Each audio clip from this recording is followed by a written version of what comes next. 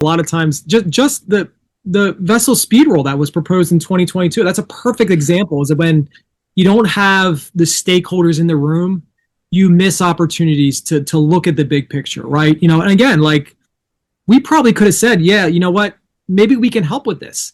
The same thing with wind. Like those leases were sold to foreign companies before anyone really even knew what was going on. Way before we got to talk about it. For the scale of how big these things were going to be.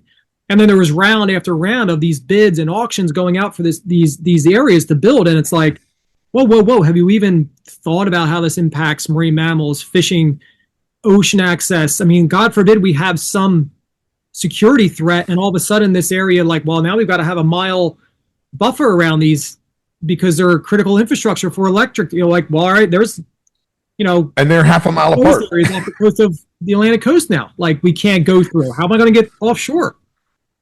Am I going to go 100 miles south and back up again to go around them? I mean, like, there's all these things that, like, it just seemed like an agenda starts to address a problem. And again, the problem may be sincere and legitimate, right? But there's always other ways of addressing it, either it be the conservation of the North Atlantic right whale or emissions and what energy production does to certain things on the earth.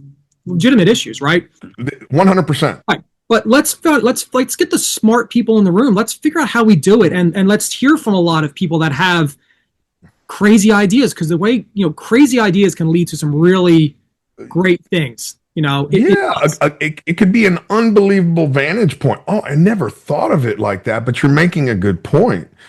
And I was going back to what I said to you earlier, where a lot of these things are made by people sitting in an office that's never been out there. It's true.